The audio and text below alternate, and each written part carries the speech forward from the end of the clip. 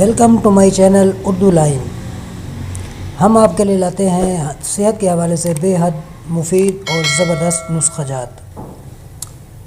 ناظرین، پیٹ کم اور قد لمبا کرنا چاہتے ہیں تو سنگھاڑا ضرور کھائیے۔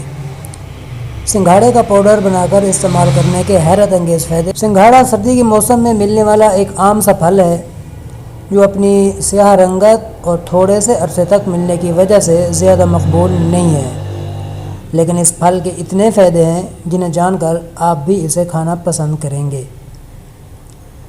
غذائی اجزاء اور سنگھاڑے کا استعمال۔ سنگھاڑے میں vitamin A, vitamin B, iodine, magnesium, zinc, iron, protein, potassium اور کاپر کافی مقدار میں پایا جاتا ہے۔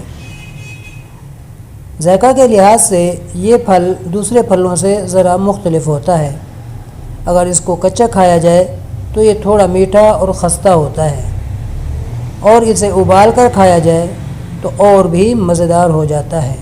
اس کا پاؤڈر بھی بنایا جا سکتا ہے اور محفوظ کر کے رکھا بھی جا سکتا ہے، یا پھر کھانوں میں استعمال بھی کیا جا سکتا ہے۔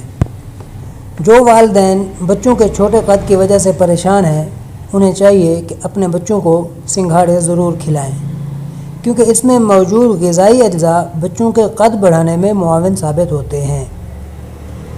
بلڈ پریشر کم کریں۔ پوٹاشیم بلڈ پریشر اور دل کے امراض سے بچانے میں نمایاں کردار ادا کرتا ہے، جو کہ سنگھاڑے میں بڑی مقدار میں موجود ہوتے ہیں۔ وزن میں کمی۔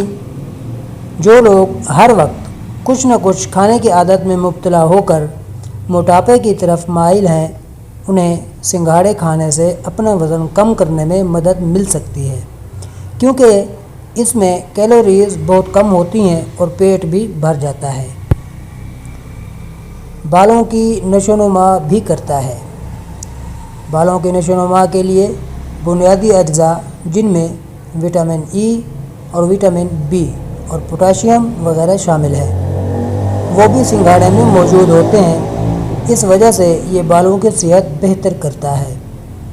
کھانسی اور گلا خراب، اس سے بھی چھٹکارا پایا جا سکتا ہے سنگھاڑے کے استعمال سے۔ سردی کے موسم میں کھانسی ہو جائے تو سنگھاڑے کو سکھا کر اس کا پاؤڈر بنا لیں اور دن میں 2 بار استعمال کریں تو یہ کھانسی کم کرنے میں مددگار ہوتا ہے۔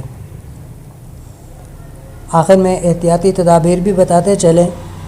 کسی بھی چیز کا اچانک اور بہت زیادہ استعمال نقصان دہ بھی ثابت ہو سکتا ہے، کیونکہ ہمیں اکثر معلوم نہیں ہوتا کہ ہمیں کس چیز سے الرجی ہے۔ اس لیے استعمال سے پہلے ڈاکٹر سے مشورہ ضرور کر لیجیے۔ اس کے علاوہ زیادہ سنگھاڑے نہ کھائیں، کیونکہ اس سے گیس ہو سکتی ہے، اور ہمیشہ تازہ اور اچھے ذائقے والے سنگھاروں کا انتخاب کریں۔ جزاک اللہ۔ اجازت چاہتے ہیں۔ السلام علیکم۔